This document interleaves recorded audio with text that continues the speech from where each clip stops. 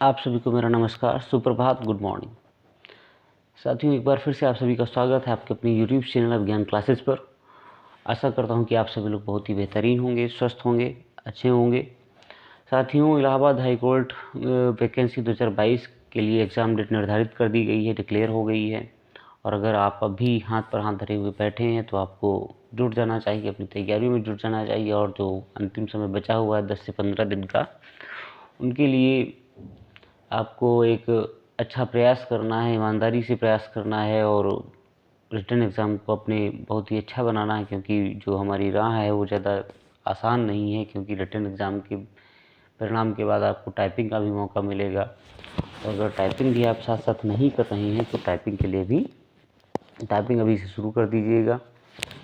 अगर आपने नहीं शुरू किया, अगर पहले से कर रहे हैं तो बहुत ही अच्छी बात है।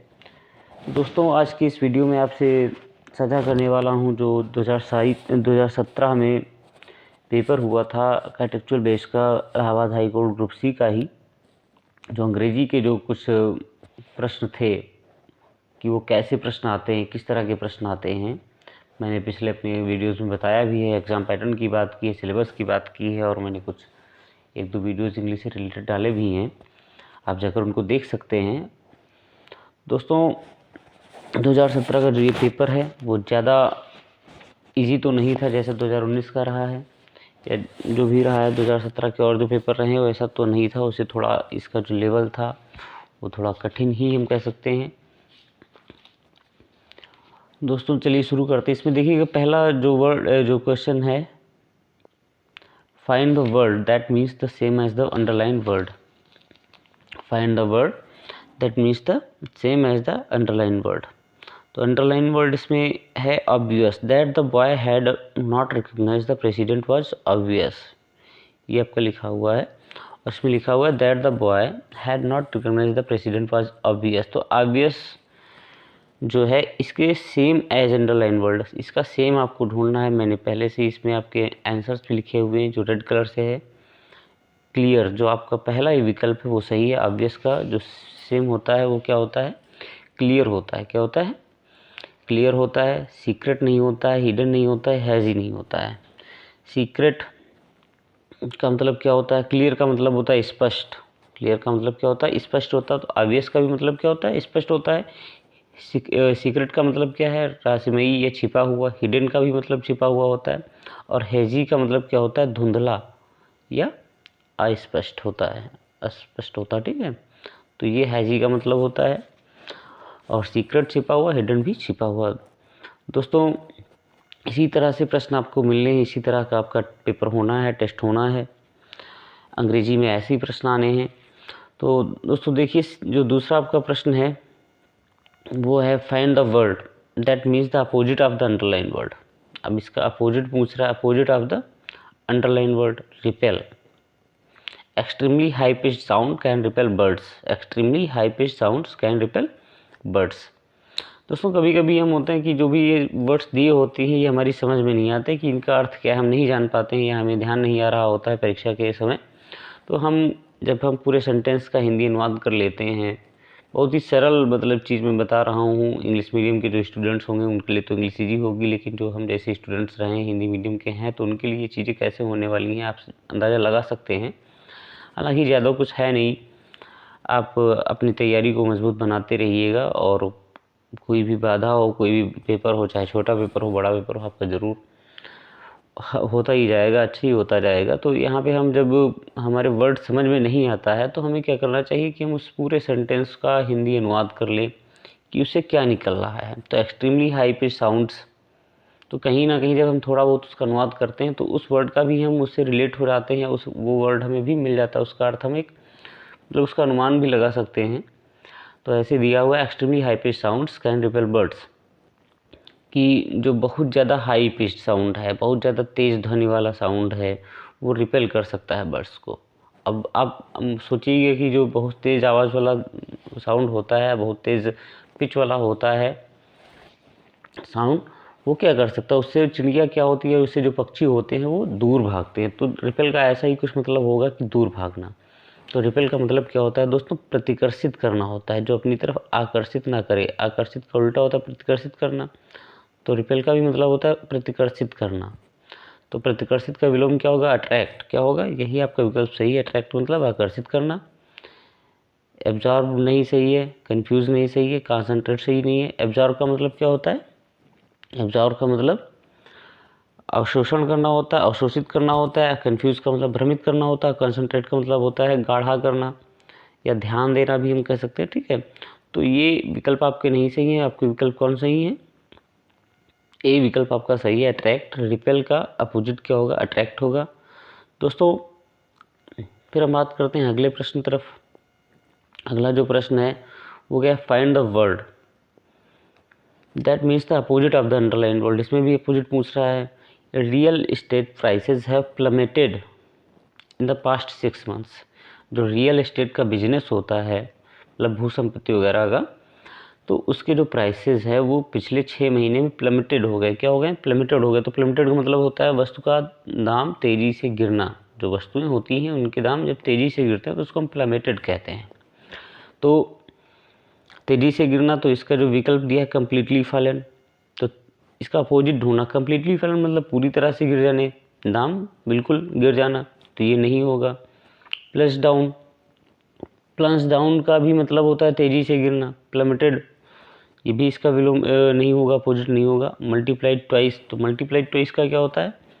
मतलब बढ़ जाना, मतलब दुगना हो जाना। इसका मल्टीप्लाइड ट्वाइस दुगना हो जाना, तो ये भी नहीं होगा। तो क्या आपका सही है विकल्प? राइजन शार्पली होगा। प्लमेटेड का मतलब होता है, प्लमेटेड का मतलब है वस्तु का तेज़ी से दाम गिरना, और राइजन शार्पली मतलब तेज़ी से दाम बढ़ जाना। तो ये आपका सही विकल्प है। कौन सा सही विकल्प है? डी आपका सही विकल्प है, राइजन शार्पली। ओके दोस्तों अगर आप हमारे चैनल पर नए हैं तो उम्मीद करता हूं कि ये जो वीडियो है कि आप अंत तक ज़रूर देखेंगे। एक बार वीडियो देखिएगा और उसके बाद आप अंदाज़ा लगाइए कि कैसे क्वेश्चंस आने हैं, और इस चैनल के माध्यम से आपको अंग्रेजी से रिलेटेड जो भी सामग्री उपलब्ध कराई गई है और जो आगे उपलब्ध कराई जाएगी, मेरा दावा है कि उसमें से आपको एक अच्छा स्कोर करने को मिलेगा अंग्रेजी के लिए। और अंग्रेजी आपके लिए वैसी नहीं रहेगी, आपको समझने में भी आसान रहेगी। तो वीडियो को अंत तक ज़रूर देखिएगा, क्योंकि ये तो पुराना पेपर है। और इसके अलावा भी आपको बहुत सारी चीज़ें ऐसी हैं जो हमारे चैनल से आपको मिलती रहेंगी। दोस्तों चीज़ें कभी कभी होता है, हमने बताया है कि चीज़ें हमारे लिए आसान भी नहीं होती हैं और कठिन मतलब आसान होती भी हैं। तो ये हमारे ऊपर ही होता है कि हम उनको कैसे मतलब क्या करते हैं, नहीं करते हैं। तो ये सब कुछ आपके हाथ में है। मोटिवेशन जो है सब आपको ही लेना है, मिलना है, अपने आप से ही मोटिवेशन ढूंढना है। और जो कम समय है उसमें तैयारी कैसे दुरुस्त करें अपनी हम, उसके लिए ही आपको ही सोचना है। तो आप बस और कुछ नहीं करना, सिर्फ एग्ज़ाम की पढ़ाई, एग्ज़ाम के लिए पढ़ाई पढ़ाई पढ़ाई, क्योंकि यही कुछ दिन हैं जो आपकी ज़िंदगी बदल देने वाले हैं। दोस्तों अगला प्रश्न है, identify the underline part of the sentence which in not grammatically. यहाँ पे इज़ नॉट होगा, इज़ नॉट ग्रामेटिकली करेक्ट। इसमें से वो पार्ट ढूंढिए जो ग्रामेटिकली करेक्ट नहीं है। Owing to bad weather, owing to bad weather the aeroplane couldn't leave, एक ये पार्ट हो गया। Owing to bad weather the aeroplane couldn't leave in its expected time of departure.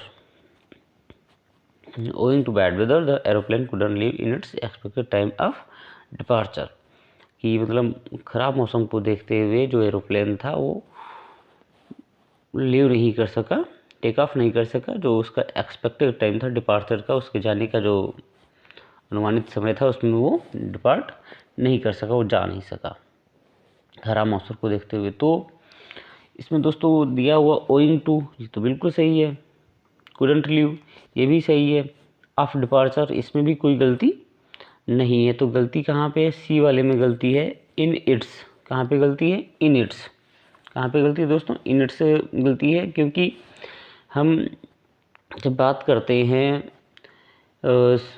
किसी भी मतलब समय के लिए, मतलब यहाँ पर समय की बात हो रही है। इन its expected time of departure, यहाँ पर जब समय की बात हो रही है, घड़ी के समय की बात हो रही है, निश्चित समय की बात हो रही है, तो हम जो प्रीपोजिशन है वो एट का प्रयोग करते हैं। किसका प्रयोग करते हैं? एट का प्रयोग करते हैं।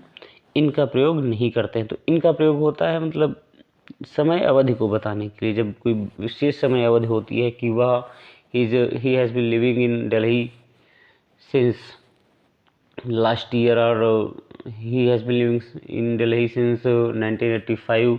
अगर हम इस तरह इस समय अवधि को बताना चाहते हैं तो हम इनका प्रयोग करते हैं। किसका प्रयोग करते हैं? इनका प्रयोग करते हैं। और अगर घड़ी के समय को बता रहे हैं या निश्चित समय को बता रहे हैं तो मोस्टली तो घड़ी का समय होता है तो एट का प्रयोग किया जाता है। तो आपका विकल्प सी बिल्कुल सही है। फिर दोस्तों है identify the underline part of the sentence which is not grammatically correct. इसमें भी वही चीज़ पूछ रहा है कि इसमें से आप बताइए कि जो बिल्कुल करेक्ट नहीं है। The Egyptians first made paper out from papyrus which grew along the river Nile. The Egyptians first made paper out of papyrus which grew along the river Nile. कि इसमें जो पहला आपका दिया फर्स्ट मेड कोई गलती है, इसमें आपको जो ग्रामेटिकली करेक्ट नहीं इसको ढूंढना है। आउट फ्रॉम में गलती है, विच ग्रू में गलती है, लॉन्ग में गलती है, किस में गलती है ये आपको ढूंढना है। तो दोस्तों इसमें जो है आपका दिया हुआ है जब मतलब कोई चीज़ बनती है किसी चीज़ से, जैसे पेपर, जैसे क्या बना होता, कोई किताब है, बुक है, वो किससे बनती है? पेपर से बनती है। और पेपर किससे बनता है? पेपर एक प्लांट होता है पेपायरस करके, उससे बनते थे पहले, ठीक है। तो पेपर ये शुरू की बात बताई जा रही है, रिवर अलॉन्ग रिवर नील, तो ये फर्स्ट मेड पेपर हमको उससे नहीं लेना देना है। वो मतलब है कि कोई चीज़ जब किसी चीज़ से बनी होती है तब किसका प्रयोग किया जाता है, तो उसमें फ्रॉम का प्रयोग हम नहीं करते हैं। किसका प्रयोग करते हैं? फ्रॉम का प्रयोग हम नहीं करेंगे। यहाँ पर होना चाहिए the Egyptians first made paper out of papyrus. किसका? मेड आउट ऑफ करते हैं। मेड अगर कोई चीज़ बननी है तो हम उसमें आउट ऑफ का प्रयोग करते हैं, ना कि फ्रॉम का प्रयोग करते हैं। तो आपका विकल्प बी बिल्कुल सही है। यहाँ पर होना चाहिए था the Egyptians first made paper out of papyrus which grew along the river Nile. तो ये दोस्तों आपका सही है। तो ये समझ लीजिएगा जब कोई वस्तु किसी वस्तु से बनी होती है, जैसे यहाँ पर कागज़ बना हुआ है पेपायरस नाम के प्लांट से, तो ये आपका विकल्प बिल्कुल सही है। वहाँ पे ऑफ का प्रयोग होगा, ना कि फ्रॉम का प्रयोग होगा। अगला है दोस्तों identify the underline part of sentence which is not grammatically correct. अब इसमें भी आपको वही ढूंढना है कि कौन सा जो पार्ट है वो ग्रामेटिकली करेक्ट नहीं है। One day a wealthy man drove out of the great big city in which he lived। ठीक है, तो one day a wealthy man drove out of the great big city in which he lived। कि एक दिन क्या हुआ था, एक वेल्दी मैन वहाँ से खदेड़ दिया गया, बाहर भेज दिया गया, जहाँ पर वो शहर से बाहर भेज दिया गया जहाँ पर वो रहता था। तो यहाँ पे वन डे में कोई फॉल्ट नहीं है। आउट ऑफ द, अब यहाँ पे आउट भी सही है, ऑफ भी होना चाहिए, दी भी होना चाहिए, सही तीनों। लेकिन क्या कमी है? कभी ये है कि ऑफ की स्पेलिंग में ऑफ ओ एफ होगा, ना कि ओ डबल एफ होगा। तो आपका विकल्प बी बिल्कुल सही है, वेल्थी मैन सही है। इन विच मतलब सी और डी विकल्प सही है। तो आपका बी जो है ये ग्रामेटिकली करेक्ट पार्ट नहीं है, तो आउट ऑफ दी होना चाहिए। अगर कोई छोड़कर चला जाता है, किसी को भेजा जाता है, मतलब खदेड़ दिया जाता है, तो वहाँ पे ऑफ का प्रयोग करते हैं कोई स्थान के लिए। Drives out of a place, ये फ्रेजल वर्ब है, तो drives out of a place होगा यहाँ पे। ये वाला ऑफ नहीं होगा, ये ऑफ नहीं होगा। ठीक है दोस्तों। तो दोस्तों आगे जो प्रश्न है, identify the underline part of sentence which is not grammatically correct. इसमें भी आपको करेक्शन करना है। It is rare because it is the only such a map. It is rare because it is only such a map available. ये बहुत ही दुर्लभ है क्योंकि यह ऐसा मैप अवेलेबल है, उपलब्ध है। तो इसमें भी इट इज़ रेयर बिल्कुल सही है। देखिए इसमें ग्रामेटिकली कौन सी एरर होगी? कुछ भी नहीं है। बिकॉज इट इज़ ये भी सही है, द ओनली ये भी सही है, सच अ मैप नहीं होगा दोस्तों, सच अ मैप नहीं होगा। ये आपका विकल्प सही होगा, इस पर आप टिक करेंगे। यहाँ पर होना चाहिए such a map, it is the only क्या होना चाहिए? सच अ मैप यहाँ पर नहीं होना चाहिए। सच अ मैप के स्थान पर होगा मैप दैट इज, क्या होगा? Map that is available, map that is available. Such का उपयोग यहाँ पर हम नहीं करेंगे। दोस्तों फिर आए 8 नंबर का जो प्रश्न है, जो अंग्रेजी पूछी गई है, अब आप अंदाज़ा लगा सकते हैं। 2019 का आपने पेपर देखा हो, 2017 का पेपर मैंने खुद अपने चैनल पर अपलोड किया हुआ है। और अगर आपको नहीं आपने देखा है तो मैंने डिस्क्रिप्शन में लिंक भी दे दिया है, तो उसको आप आराम से देख सकते हैं और अपना तैयारी जो है उसको एक अनुमान लगा सकते हैं और अपनी तैयारियों को मजबूत कर सकते हैं। देखिए दोस्तों, ये 8 नंबर का जो क्वेश्चन है उसमें भी दिया हुआ identify the underline part of the sentence which is not grammatically correct. इसमें भी आपको यही ढूंढना है जो पार्ट ग्रामेटिकली करेक्ट नहीं है। तो यहाँ पे देखिए, the girl explain to them, the girl explained to them that her had always liked flying and had never been afraid of being there। तो explain to them ये सही है पार्ट। that her had यहाँ पे आपको अपने आप ही पता चला होगा कि यहीं पर कहीं गलती है। had never been afraid, been यहाँ पे ए जो दोस्तों लिख गया है वो थोड़ा गलती से लिख गया है, तो ये ए नहीं होना चाहिए। had never been afraid, had been never afraid, तो यहाँ पे इसी में गलती है। दैट हर हैड नहीं होगा, यहाँ पे होना चाहिए दैट शी हैड। क्या होना चाहिए? हर। यहाँ पे नॉमिनेटिव केस नहीं है, यहाँ पे ऑब्जेक्टिव केस दिया हुआ है, हर दिया हुआ है, तो यहाँ पे होना चाहिए दैट शी हैड। क्या होना चाहिए? सी का उपयोग किया जाएगा, यहाँ पे प्रयोग किया जाएगा, हर का प्रयोग नहीं होगा। उम्मीद करता हूँ दोस्तों समझ में आ रहा होगा आपको। दोस्तों आगे बढ़ते हैं। आगे जो प्रश्न है ये थोड़ा अलग सा है कि in the following questions the part of a sentence namely P Q R and S. ये क्वेश्चन दिया हुआ है, उसमें पी क्यू और आर एस पार्ट दिए हुए, ये जम्बल्ड हैं, मतलब ये अलग थलग हैं, गड़बड़ी से लिखे हुए हैं, मतलब एक दूसरे स्थान पे कहीं रखे हुए हैं। इनको क्या करना, आपको अनजम्बल करना है। Choose the correct order of these two make a grammatically correct and meaningful sentence. तो इन्हें में ग्रामेटिकली करेक्ट करना है और मीनिंगफुल सेंटेंस बनाना है अनजम्बल करके, इनके स्थान को सही करके। तो देखिए इसमें देखिएगा लिखा हुआ है impatiently for the movie.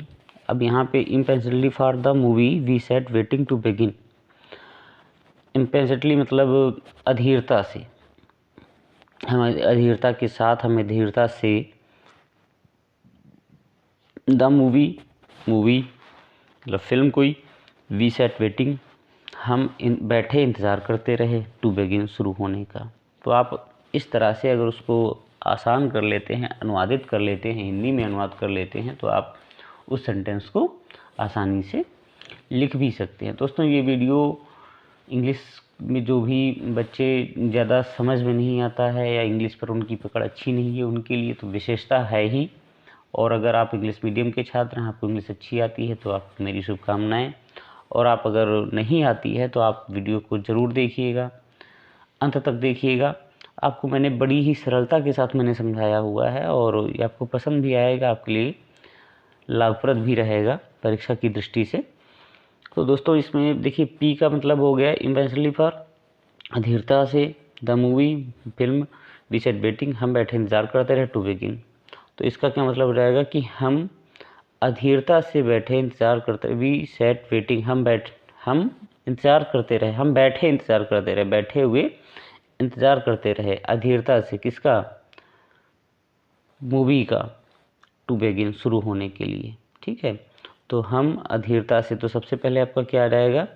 Are आ जाएगा। हम अधीरता से बैठे, हम बैठे इंतज़ार करते रहे अधीरता से, तो हम ये हो जाएगा we sat waiting impatiently for. R के बाद पी आएगा, फार के बाद क्या रहेगा? मूवी आ जाएगा। जहाँ पर वेटिंग होता है वहाँ पर फार का उपयोग ज़रूर होता है, वेट फार किया जाता है, तो द मूवी हो जाएगा। तो आर पी क्यू हो जाएगा, बचा आपका एस, टू बिगिन। तो ये आपका सीक्वेंस बन जाएगा। अब आप आगे विकल्प में जाइएगा, ये देखिएगा यहाँ पे लिखा हुआ है आर पी क्यू एस, यही आपका विकल्प बिल्कुल सही है। ठीक है दोस्तों, फिर आगे जो पार्ट है उसमें भी यही चीज़ है, इसमें भी जम्बलिंग करनी है आपको। तो इसमें जम्बलिंग में क्या है, अब इसमें देखिएगा the minister told have a golden opportunity. मंत्री ने बताया, हैव अ गोल्डन अपॉर्चुनिटी कि एक सुनहरा मौका है, जैसा कि आप सभी के सामने सुनहरा मौका है। देम दैट बिजनेस, कि उनके बिजनेस का, उनके व्यापार का, to expand into new markets, विस्तार करने के लिए नई मार्केट्स में की। तो उन्होंने, ये क्या हो गया, minister told have a golden opportunity them that business to expand into new markets.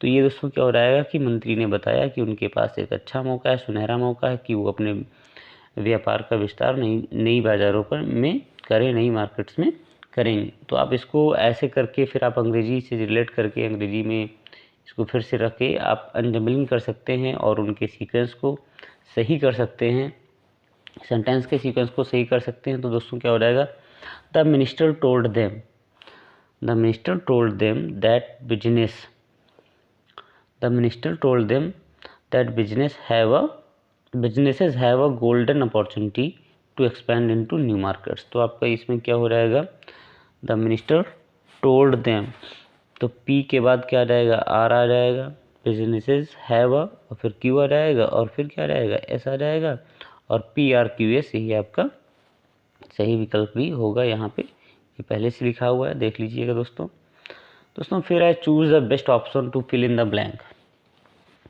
दोस्तों 20 क्वेश्चंस मैंने रखे हुए हैं इसमें। जो अनसीन पैसेज होता है, जो कंप्रेंशन होता है, वो मैंने नहीं रखा हुआ है क्योंकि वो तो वैसे ही बदलता रहता है। कुछ वर्ड्स, कुछ चीज़ें जो ग्रामर के रूल्स हैं वो तो नहीं बदलने हैं, तो उनके हिसाब से जो क्वेश्चन हैं मैंने वो 5 कम करके मैंने वीडियो में रखे हुए हैं। तो सिर्फ 20 ही क्वेश्चन हैं, वीडियो ज़्यादा लंबा नहीं होने वाला है। दोस्तों दिया हुआ है choose the best option to fill in the blanks. इसमें जहाँ पर ब्लैंक्स हैं उनको फिल करना है, आर्टिकल को भरना है। आर्टिकल्स आप सभी जानते हैं ए एन डी होते हैं, 3 आर्टिकल ये होते हैं, ठीक है दोस्तों। तो फॉर, फिर ब्लैंक है single item billing in the supermarket you need to go to, फिर ब्लैंक है लास्ट काउंटर। तो यहाँ पे आपका फॉर द सिंगल नहीं होगा, सिंगल के साथ सिंगल आइटम के पहले कोई भी आर्टिकल नहीं होगा। You need to go to the last counter, ये आपका विकल्प सही है। नो आर्टिकल और द, यहाँ पे कोई भी आर्टिकल नहीं भरा जाएगा और यहाँ पे क्या आएगा, द आएगा। तो ये नहीं सही है, ये नहीं सही है, ये नहीं सही है, विकल्प आपका डी सही है। फिर आगे दोस्तों choose the best option to fill in the blank. इसमें भी वही करना है, choose the best option to fill in the blank.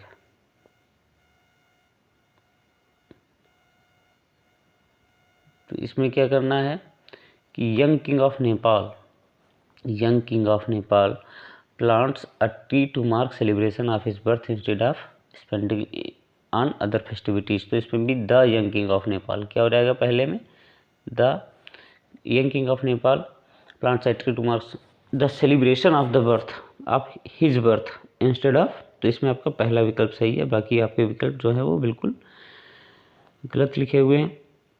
फिर दोस्तों इसमें भी आपको चूज़ करना है, क्या चूज़ करना है, इसमें आपको प्रीपोजिशन चूज करने हैं। अभी तो आप 2 क्वेश्चंस थे वो आर्टिकल्स पर बेस्ड थे, ये क्वेश्चन जो है ये प्रीपोजिशन पर बेस्ड है। तो the emperor and his manager have come conflict about the implementation of the project. जो एम्परर था और उसका जो मैनेजर था वो किस पर आए, मतलब कम कॉन्फ्लिक्ट अबाउट द। तो जब कॉन्फ्लिक्ट की बात होती है तो हम किसका प्रयोग करते हैं दोस्तों, कम इनटू कॉन्फ्लिक्ट। किसका प्रयोग करते हैं, कम इनटू कॉन्फ्लिक्ट। तो अगर हम मतलब कम और कॉन्फ्लिक्ट साथ में है तो हम इनटू की बात करते हैं, कम इनटू कॉन्फ्लिक्ट। इसका मतलब होता है मतभेद होना, विवाद होना। इसका क्या मतलब होता है, मतभेद होना या विवाद होना, इसका मतलब होता है। तो यहाँ पे आपका जो विकल्प होगा वो क्या होगा, इनटू सही है। ओवर का प्रयोग नहीं होगा, इनका प्रयोग दूसरे अर्थों में होता है, विद का भी प्रयोग दूसरे अर्थों में होता है। तो कम इनटू कॉन्फ्लिक्ट दोस्त, ठीक है दोस्तों। यहाँ पे आप कुछ नहीं करेंगे, आप चुपके से इनटू भर देंगे और 1 नंबर आपका पक्का हो जाएगा, अगर प्रीपोजिशन आपके सामने आते हैं और ऐसा कोई सेंटेंस आपके सामने होता है तब। दोस्तों अगला जो प्रश्न है वो है choose the best option to fill in the blank. इसमें भी फिल इन द ब्लैंक करना है आपको, ब्लैंक भरना है। इसका जो क्वेश्चन दिया हुआ है, the thief will not be able allowed to get with this robbery अभी एक दिन पहले, मतलब एक दिन पहले क्या, कुछ दिन पहले समाचार में था या एक न्यूज़ में था ऐसे ही कि एक चोर था, वो चोरी करने गया और वहाँ पे वो बैठ के उसको नींद आने लगी, तो उसने वहीं पे चाय बना के पी और उसके बाद उसने चोरी करी उस घर में। तो ऐसे भी चोर हैं। तो यहाँ पे थीफ करके आया, तो मुझे याद आ गया कि मैं साझा करूँ आप सबके साथ में। तो the thief will not be able allowed to get with this robbery. तो यहाँ पे दोस्तों क्या होगा, यहाँ पे देखिएगा able allowed to get, get लिखा हुआ है। गेट एक फ्रेजल वर्ब है, इसके साथ क्या होना चाहिए, पूरी फ्रेजल वर्ब आपको भरनी है। यहाँ पे प्रीपोजिशन भरना है। पूरी फ्रेजल वर्ब क्या होगी, to get away with something. अब यहाँ पे विद भी लगा हुआ, गेट भी है। टू गेट अवे किसका यूज़ करेंगे हम, अवे का यूज़ करते हैं। To get away with something, something का मतलब यहाँ पे दिस रॉबरी है, कोई चीज़ क्या है, तो समथिंग के लिए यहाँ पे क्या आया है, रॉबरी आया है। क्या आया है, रॉबरी आया है। तो हम यहाँ पे क्या भरेंगे, अवे भरेंगे। अब इसका मतलब भी बता दे रहा हूँ। To get away with something का मतलब होता है किसी वस्तु को उठाकर भाग जाना, किसी वस्तु को चुरा करके भाग जाना। तो यहाँ पे होगा away, to get away with something. यहाँ पर अब मैं इसलिए बता रहा हूँ कि यहाँ पे दिस रॉबरी है, तो कोई सेंटेंस ऐसा हो सकता है जिसमें आपको ऐसा सेंटेंस मिल जाए। समथिंग अगर किसी और चीज़ को भी रखा है तब भी आप यहाँ पे अवे को भर देंगे आराम से। दोस्तों फिर अगला प्रश्न है जो 15 नंबर का है, choose the best option to fill in the blank. ये भी फिल इन द ब्लैंक्स है। तो इसमें प्रिपोजिशन भी आपका फिर से भरना है। Dharma decided to forget the past incidents. Dharma ने जो पुरानी घटनाएं थी उनको भूलना चाहा, भूलने का निश्चय किया। And not hold any enmity, और कोई भी शत्रुता नहीं रखनी चाहिए। किसके लिए, किसके साथ नहीं रखनी चाहिए शत्रुता, हिज नेबर, अपने पड़ोसी के साथ में। ये आपका सेंटेंस है, इसमें आपको यहाँ पे फिल करना है। ठीक है दोस्तों, तो फिल क्या करेंगे, with enmity with his neighbour. जी नहीं, ये नहीं होगा। फ्रॉम नहीं होगा, अगेंस्ट होगा। देखिए एनिमिटी होती तो हम किसी के खिलाफ करते हैं ना, हम किसी के अगेंस्ट हो जाते हैं, खिलाफ हो जाते हैं। तो यहाँ पे अगेंस्ट आपका सही होगा, अगेंस्ट आप भरेंगे, ये आपका विकल्प सही है। एनिमिटी के साथ में क्या आता है, अगेंस्ट आता है। ठीक है दोस्तों, आगे जो प्रश्न है उसकी तरफ बढ़ते हैं। Choose the best option to fill in the blanks. इसमें भी आपको फिलअप ही करना है। ये फ्रेजल वर्ब है। We will have to put, we will have to put, फिर डैश लिखा हुआ है, our vacation till my mother gets all right. ठीक है, we will have to put our vacation till my mother gets all right. तो put off, put off क्या करेंगे इसमें, यहाँ पे हम लिखेंगे पुट ऑफ, डबल एफ होगा ओ के बाद, पुट अवे नहीं होगा, पुट डाउन नहीं होगा, पुट फॉरवर्ड नहीं होगा। तो पुट ऑफ, पुट ऑफ का मतलब होता है टाल देना। पुट ऑफ का मतलब क्या होता है, टाल देना होता है। अगर हम पुट डाउन करते हैं तो पुट डाउन का मतलब होता है नीचे उतरना। ठीक है, और पुट फॉरवर्ड का मतलब होता है कि कोई चीज़ हमारे हाथ में है, हम हमारे पास कोई चीज़ है या हम तो उसको प्रस्तुत कर रहे हैं। तो किसी चीज़ का प्रस्तुतिकरण पुट फॉरवर्ड होता है। पुट डाउन होता है नीचे उतरना। पुट डाउन क्या होता है, नीचे उतरना। तो यहाँ पे पुट ऑफ होगा। पुट ऑफ का मतलब होता है टाल देना, क्योंकि लिखा हुआ है we will have to put off, कि हमें टाल देना चाहिए अपनी छुट्टियाँ जब तक हमारी माता जी बिल्कुल ठीक नहीं हो जाती हैं, तब तक हमें अपनी छुट्टियाँ टाल देनी चाहिए। तो टाल देना, पुट ऑफ का मतलब होता है टाल देना। और पुट ऑफ के जो सिनोनिम्स होंगे वो दोस्तों मैंने आपसे एक बार जो अपने वीडियो में बताया भी है। डिफ़र होता है, DEFER होता है, डिफ़र होता है। डिनाई भी करते हैं, पोस्टपोन भी करते हैं। क्या होता है, पोस्टपोन, ये यहाँ पे आ नहीं रहा पूरा, पोस्टपोन भी होता है। तो ये इसके सब क्या हैं, ये इसके सिनोनिम्स हैं पुट ऑफ के। ओके दोस्तों, अगला प्रश्न है choose the word which means the same as the group of words given.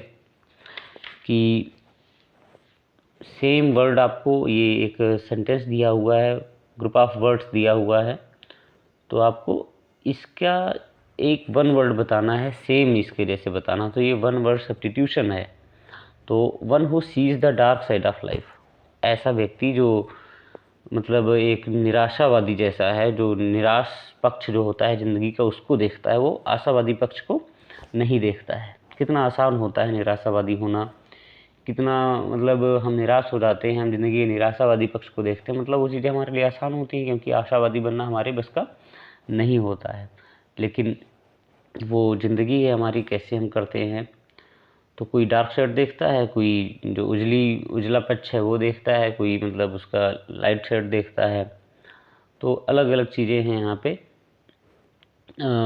तो इसका जो वन वर्ड होगा वो क्या होगा, एथिस्ट। एथिस्ट का मतलब होता है दोस्तों नास्तिक, तो ये नहीं होगा one who doesn't believe in God, तो इसका मतलब ये नहीं होगा। साइनिक, साइनिक का मतलब होता है निंदा करने वाला, जो आप निंदा करता है उसको हम साइनिक कहते हैं, ये भी नहीं होगा। मिस्टिक का मतलब होता है रहस्यवादी।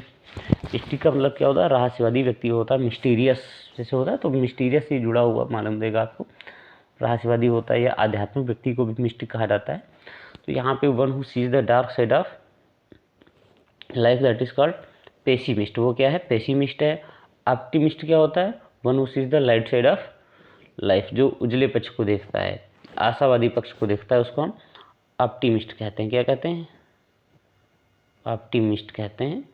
ऑप्टी आ जाएगा यहाँ पे, मिस्ट वही रहेगा, स्पेलिंग में ज़्यादा अंतर नहीं है। ऑप्टी 4 लेटर का पहले अंतर है, पेशी की जगह ऑप्टी हो जाएगा। दोस्तों जो अगला वर्ड है, जो क्वेश्चन है, उसमें भी आपको choose the word which means the same as the group of words given, वो भी आपको करना है। इसमें भी वन वर्ड ढूंढना है, किसके लिए, अ कलेक्शन ऑफ लायंस, ये आपका ग्रुप ऑफ वर्ड्स है, इसके लिए वर्ड सब्स्टिट्यूट करना है one word. Collection of Lions मतलब जब बहुत सारे लायन साथ में होते हैं, जंगल में मोस्टली होता है कि बहुत सारे लायन एक साथ होते हैं, एक लायन का परिवार पूरे साथ में होता है, तो उसको हम क्या कहते हैं, हर्ड नहीं कहते हैं, पैक नहीं कहते हैं, क्या कहते हैं, प्राइड कहते हैं। अब प्राइड ऑफ लायंस होता है, शेरों के झुंड को क्या कहते हैं, प्राइड कहते हैं, ना हर्ड कहते हैं ना पैक कहते हैं। एक और इसका ऑप्शन छूटा हुआ है ट्रूप, तो ट्रूप भी नहीं कहते हैं। अब हम बात करते हैं, देखिए सी आपका विकल्प सही है, लेकिन हर्ड किसे कहते हैं, किसके झुंड को कहते हैं, तो हर्ड ऑफ कैटल होता है, जो चौपाए होते हैं, जो जानवर होते हैं, भैंसें हैं, गायें हैं, जो गांव में रहती हैं चारा वगैरह करने के लिए, मतलब पालतू होती हैं एक तरीके से, तो ये कैटल, हर्ड ऑफ कैटल कहा जाता है। हर्ड किनका होता है, कैटल्स का होता है। पैक ऑफ वुल्फ्स, वोल्फ होता है, और वोल्फ का मतलब क्या होता है दोस्तों, अभी कल ही परसों में एक मूवी आई है भेड़िया, तो वुल्फ का मतलब क्या होता है, भेड़िया। भेड़िया किसकी है, वरुण धवन की है। तो साथ साथ मैं बता दे रहा हूँ कि आपको याद करने के लिए आसानी होगी, पैक ऑफ वुल्फ, तो यहाँ पे मैंने वुल्फ लिखा है, और जब पैक ऑफ होता है तो यहाँ पे वुल्व्स हो जाता है, इसका बहुवचन हो जाता है WOLVES, वुल्व्स हो जाता है, ठीक है। तो पैक ऑफ वुल्व्स होता है। भेड़ियों के झुंड को क्या कहते हैं, भेड़ियों के झुंड को पैक ऑफ वुल्व्स कहते हैं, तो ये उनके लिए है। फिर दोस्तों ट्रूप, ट्रूप किसे कहते हैं, तो ट्रूप ऑफ सोल्जर्स होता है, जब सैनिकों की टुकड़ी आ रही है तो उसको हम ट्रूप कहते हैं, ठीक। तो प्राइड क्या है, कलेक्शन ऑफ लायंस क्या है, प्राइड है। फिर अगला प्रश्न जो है दोस्तों, choose the correctly spelled word, यहाँ पे आपको स्पेलिंग ढूंढनी है जिसकी बिल्कुल सही है। तो कंपटीशन, COMPTITION, ये दोस्तों नहीं सही है। कंपटीशन ये बिल्कुल सही है, तीसरे नंबर की भी नहीं सही है, और चौथे नंबर की भी नहीं सही, तो बी आपका विकल्प बिल्कुल सही है। दोस्तों उम्मीद करता हूँ कि वीडियो आप ज़रूर पसंद कर रहे होंगे, और ये जो वोकैब है, वोकैब मैं पूरी, आपकी मेरी गारंटी है कि मैं अपने चैनल के माध्यम से आपकी पूरी वोकैबलरी कंप्लीट करा दूंगा एग्ज़ाम से पहले, चाहे हिंदी की हो चाहे अंग्रेजी की हो। तो हमसे जुड़े रहिएगा, हमें अपने सपोर्ट करते रहिएगा, जैसा आपने अभी तक किया है ऐसा ही सपोर्ट हमें करते रहिएगा, चैनल को प्यार दीजिएगा। दोस्तों अंतिम जो प्रश्न है वो है find the word that means the same as the underline word. अब इसमें मैंने अंडरलाइन नहीं किया हुआ है, अंडरलाइन वर्ड क्या है, डिलीशियस। डिलीशियस के सेम वर्ड आपको ढूंढना है। रिच होता है, नहीं होता है, रिच का मतलब होता है अमीर, डिलीशियस का मतलब क्या होता है। देखिए जब हमें कोई अंडरलाइन वर्ड दिया हुआ या कोई वर्ड दिया है, उसका अपोजिट ढूंढना है, उसका सिनोनिम ढूंढना है, तो हमें उसका हिंदी अर्थ अवश्य पता होना चाहिए, अगर हम अंग्रेजी में स्मार्ट नहीं है। स्मार्ट का मतलब मेरा वेरी स्मार्ट से है कि हम हो सकता है हमारी जो पृष्ठभूमि है मेरे जैसी, हम मानता हूँ कि मेरे जैसे ही बहुत सारे स्टूडेंट्स होंगे कि मेरी भी अंग्रेजी उतनी अच्छी नहीं रही, लेकिन उसके बाद मैंने जो भी पढ़ाई की उसके हिसाब से मेरी बेहतरी होती गई, बेहतर होता गया सब कुछ। तो सबसे पहले हमें वो क्या करना है कि जो वर्ड्स हैं अपोजिट ढूंढना है, सिनोनिम ढूंढना है, क्या कहते हैं वन वर्ड सब्स्टिट्यूट ढूंढना है। तो ये चीज़ें अगर आती हैं तो हमें उनका पता होना चाहिए, उनका अर्थ पता होना चाहिए। तो ये आसान तरीका है, अर्थ अगर हमें पता होता है तो हम बाकी चीज़ें, जैसे हमें अब उसका मोस्ट अप्रोप्रिएट वर्ड जो है, जो बहुत ही उचित है, वो हमें नहीं पता है, सिनोनिम नहीं पता है, तो हमने उसका अर्थ निकाल लिया, तो बाकी के 3 हैं हमें 3 उसमें से 8 लगेंगे, अलग से लगेंगे, उनका अर्थ हम निकाल लेंगे। तो वो 3 तो होंगे नहीं, तो जो बाद में हमें लगेगा वही हमारा सही हो रहेगा। जैसे इसमें डिलीशियस का क्या है, टेस्टी है। डिलीशियस का अर्थ होता है स्वादिष्ट, टेस्टी का भी क्या होता है, अर्थ स्वादिष्ट होता है। रिच का अर्थ होता है अमीर, जुबान उसे। हैवी का अर्थ होता है भारी, और फ्रेग्रेंट का मतलब होता है सुगंध। ठीक है, तो ये नहीं होंगे, आपका विकल्प सी सही है। डिलीशियस का मतलब क्या हो गया, टेस्टी हो गया, ये आपका बेस्ट सुटेबल सिनोनिम है यहाँ पे, टेस्टी। ठीक है दोस्तों, तो दोस्तों यही 20 क्वेश्चन थे, एक मॉक टेस्ट के जैसे थे, और उम्मीद करता हूँ आप सभी ने इसको पसंद किया होगा। अगर आपको वीडियो पसंद आता है तो आप हमारे चैनल को सब्सक्राइब कर सकते हैं, अपने दोस्तों के साथ साझा कर सकते हैं, और हमें ऐसे ही अपना समर्थन देते रहिए। नमस्कार दोस्तों, जय हिंद।